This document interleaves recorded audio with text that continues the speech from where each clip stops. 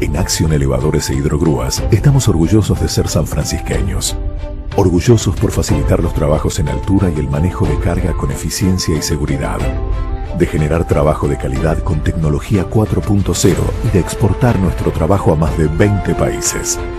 Orgullosos de trabajar con los emprendedores, las instituciones y los clubes locales. Estamos orgullosos de cumplir nuestra misión de crecer y hacer crecer, apuntando cada vez más alto desde nuestra ciudad. Acción. Elevadores e Hidrogrúas.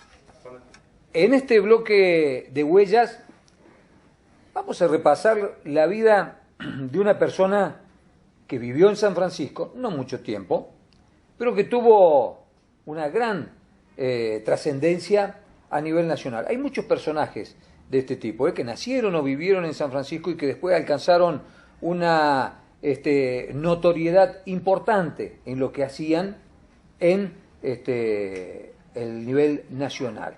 Si yo les digo Amleto Bergiati, probablemente a ustedes no les diga absolutamente nada.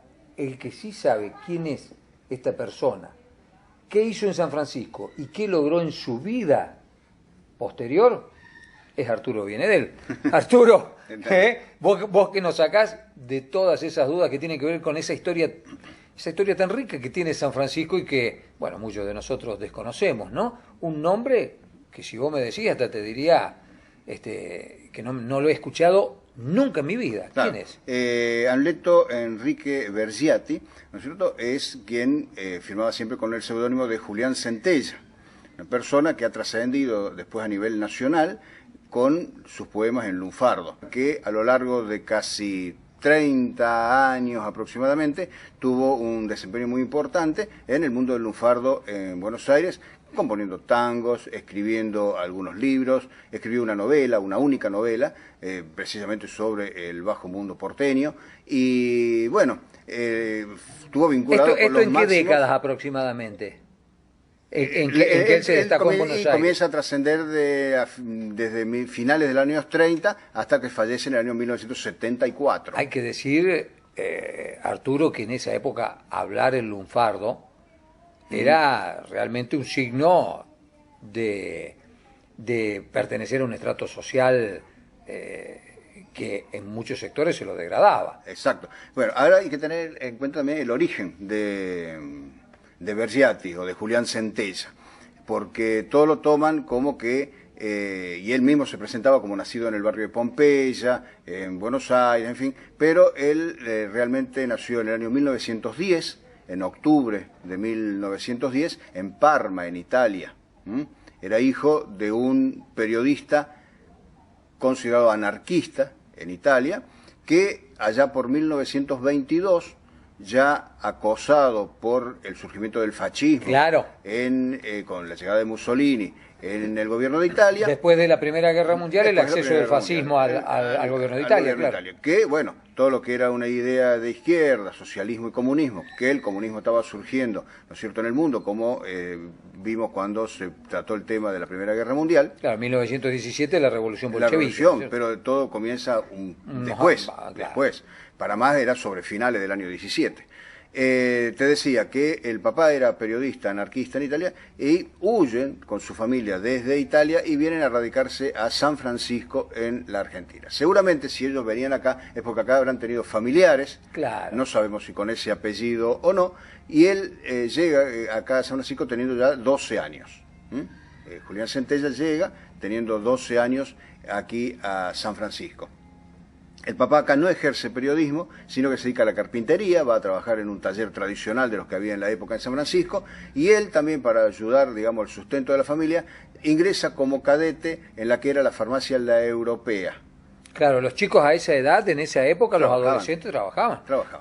No solo los chicos, vos difundiste mucho que las chicas, las adolescentes, ya con 14 años, trabajaban en fábricas como Tampieri. Sí, exactamente. De hecho, vos también nos recordaste en algún momento, una de las víctimas del primer Tampierazo, el de 1929, Herminia Venegas. Herminia Venegas, un tema que trabajó muchísimo Sí. Beatriz Casali, ¿no es cierto? Tenía 14 años. 14 y fue años, asesinado en exactamente. esa Sí, protesta sí. social. Y sus compañeras, las que lo acompañaban después en el sepelio y todo lo demás, eran de la misma edad. Entonces tenemos que imaginarnos un mundo completamente distinto del actual, ¿no? Con adolescentes, bueno, que salían ya a ganarse el pan. A ganarse el pan, sí, exactamente, temprana edad. Y entonces él, a esa edad, a los 12 años, era cadete de Farmacia La Europea, que era del señor Perlo, Juan Perlo, que estaba ubicada en un edificio que existe actualmente, con modificaciones, en calle Alberdi y 25 de Mayo, Claro. donde está hoy por hoy las oficinas de Seguro Nación. Sí, señor. Sí, señor.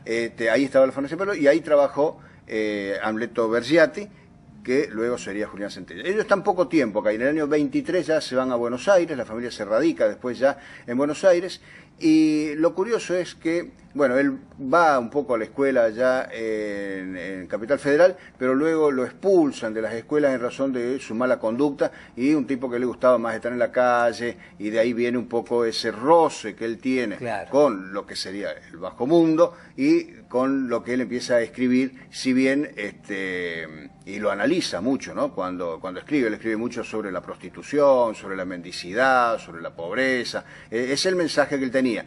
Seguramente tomado también del pensamiento que tenía su padre, que era una persona, ¿no es cierto?, que escribía a favor de los que para la época eran las personas que estaban marginadas. Claro, claro, toda una influencia se nota ahí. Y qué notable, porque hace un aporte, Julián Centella, un aporte fenomenal al desarrollo del Sí, lunfardo. pero por supuesto. Qué notable el origen, que lejos de ser criollo, el origen del lunfardo está más vinculado a la inmigración italiana, claro. Bueno, y él se identifica después como nacido en Pompeya, en el barrio de Pompeya, Claro.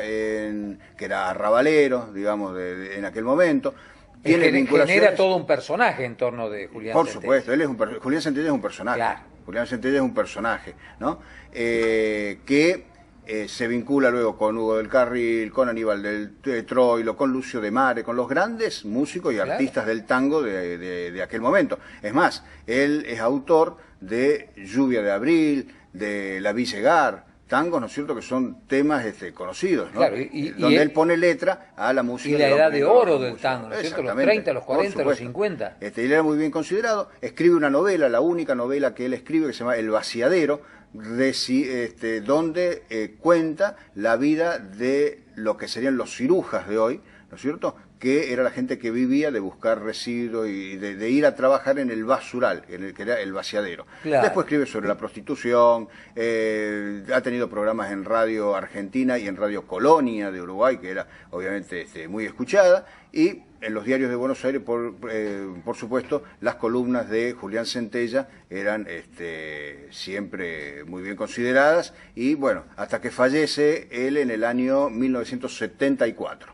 Y muere el 26 de julio del 74, justo en una fecha que es coincidente con el día de la muerte de Roberto Arlt en 1942 y de Eva Perón en 1952. Un día emblemático. ¿Habrá recordado en algún momento su paso por la Pampa gringa? No, pero él escribió uno de sus poemas dedicado a la infancia suya, ¿no es cierto? Fíjate, yo lo tengo escrito porque no es fácil de memorizarlo, de recordar los términos. Dice: quisiera masijarme en el infinita ternura de mi barrio de Purrete, en un cielo colado de bolitas y con el milagro del colear de los barriletes. ¿No es cierto? Esto es una de las cosas que había escrito él. Y vos te lo imaginás como que si eso desde una cuestión porteña, por la forma en la que él lo dice y todo. Y él parte de la infancia la pasó en Italia, un año lo pasó en San Francisco, en un sitio donde si él habrá hecho algún tipo de travesuras en San Francisco en algún momento, con esto que recordaba en la infancia, a una cuadra de donde él trabajaba estaba lo que se llamaba la laguna. Claro, lo que es el correo, Que claro. es la ahora. zona del correo, que es la zona inundable primera de San Francisco, ¿no es cierto? Precisamente por eso, porque eso era una laguna y era un sitio donde los chicos iban en todo momento a jugar y a chapucearse en el lugar y a bañarse, a tal punto que incluso poco antes de que llegue acá Bergiati, en esa laguna se había ahogado un chico también, ¿no es cierto? En el lugar. O sea, era un sitio, digamos, abandonado, trágico. Y lo que uno se puede imaginar tranquilamente a través de esas poemas, de las frases de ese poema, a un chico en el centro cívico de San Francisco o en aquel momento en el ferrocarril jugando a las bolitas o levantando una cometa, ¿no? También.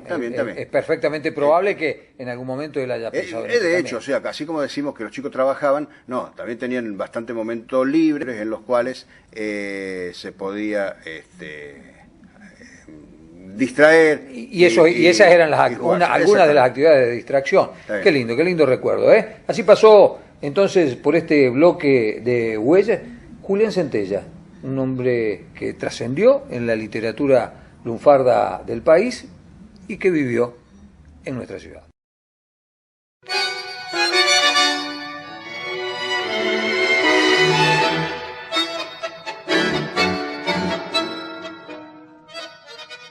Quisiera masijarme en la infinita ternura de mi barrio de Purrete, con un cielo cachuzo de bolita y el milagro coleado del barrilete.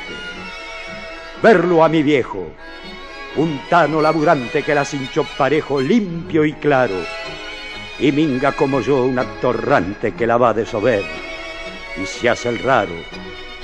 Vino en el conterroso, fue un espiro, 3 hijos, la mujer a más un perro.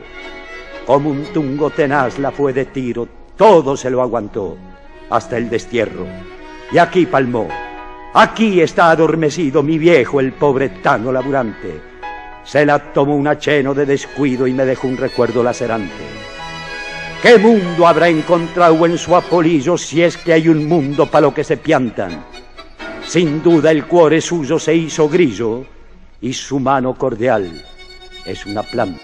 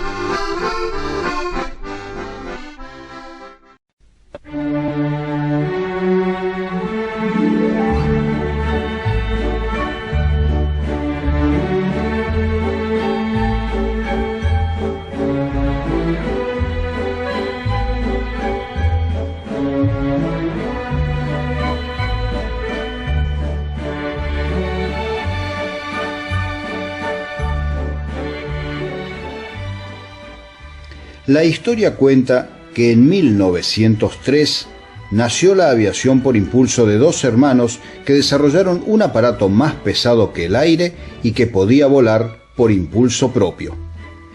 Más allá de las polémicas sobre quién fue el primero en el mundo en dominar una máquina voladora, se atribuye esa proeza a los hermanos Oliver y Wilbur Wright. Desde entonces, rápidamente el fervor por la aeronáutica ganó adeptos en todo el mundo, y no solo de particulares, sino también de los gobiernos. El avión tuvo un rol destacado como arma en la Primera Guerra Mundial, apenas entre 10 y 14 años después de su invención. Ya en 1928, el primer premio Oscar al cine fue para una película relacionada con los aviones, que se llamó Alas.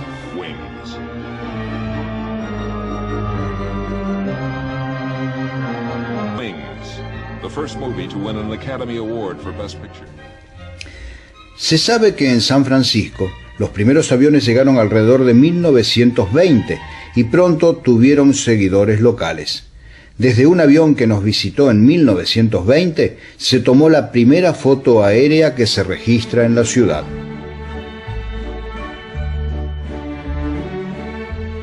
Poco después, el industrial Santiago Pucci y su hermano Vicente se convirtieron en pioneros de la aviación local, y fue Vicente la primera víctima fatal de un accidente aéreo en la ciudad. Pero las ansias por volar no declinaron por esto. Muchos otros se sumarían a la aventura y, al igual que los hermanos Wright, en San Francisco, dos hermanos pondrían alas a sus sueños. Eran ellos Mario y Agustín Gemelli.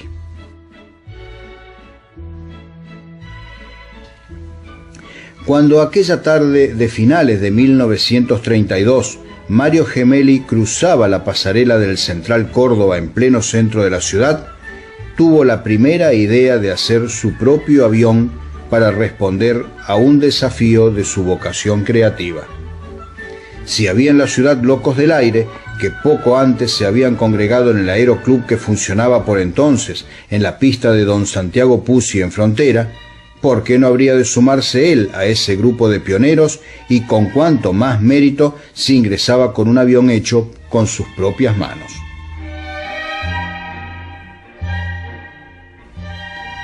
Para esa época tenía 21 años. Había nacido en San Francisco el 23 de mayo de 1911, en una casa de calle Libertad, 1946. Y en las horas libres de su trabajo en la contaduría de Casa Romagnoli, fue trazando las líneas de su máquina voladora. Con la ayuda de una revista norteamericana que explicaba una experiencia realizada por un aficionado del país del norte de construir su propio avión, los hermanos Gemelli fueron avanzando en sus planes. Mario, aficionado a la mecánica tras haber sido aprendiz en el taller de José Gontero, junto a su hermano Agustín, carpintero y luego docente en la Escuela del Trabajo, fueron construyendo el armazón del aparato.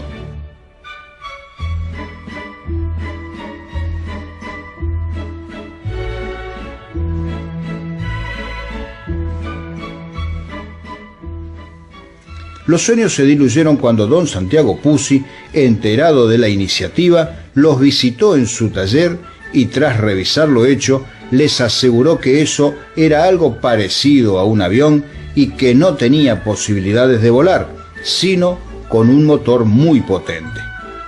A la mala noticia, este puntal de la aviación local agregó una alentadora oferta.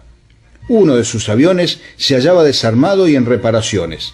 Era un modelo Klein y lo ofreció para que tomen del mismo todas las medidas necesarias y copien fielmente el modelo. Así lo hizo prontamente y junto a esta tarea se inscribió en los cursos de piloto del Aeroclub que se había fundado en 1932, pues tan entusiasmado estaba con su proyecto que no había pensado aún en aprender a pilotear. A fines de 1939, tras casi 6 años de dura tarea, pudieron poner en pista al Klein fabricado en San Francisco artesanalmente, y con los mismos detalles técnicos de los producidos en la industria norteamericana. A mediados de 1939, el avión estaba terminado y contaba con autorización oficial para volar. Listo entonces para el despegue, el único inconveniente era que necesitaba un piloto profesional para las primeras pruebas y el vuelo de bautismo. Fue así que se contactó a un piloto e instructor de apellido Lemoyne para que tuviera el honor de efectuar el primer vuelo. El aparato fue provisto de un motor radial francés de 40 HP y luego de fallidos intentos en distintas fechas por el encendido, por fallas del comando, el avión voló y sorprendió a todos en noviembre de 1939, iniciando un periodo de muchas satisfacciones a los hermanos Mario y Agustín, que tanto habían trabajado para lograrlo. El avión nunca recibió oficialmente un nombre, aunque en gran parte del ámbito aeronáutico argentino se lo conoció como el Klein de Gemelli, y quedó para siempre como el primer avión sanfrancisqueño. En sus alas lucía la matrícula Lima Víctor GAA, que sería llevada por los cielos de muchas regiones del país. Luego del vuelo de bautismo, los hermanos Gemelli, ya con brevet de pilotos, supieron de la satisfacción de volar su propia obra.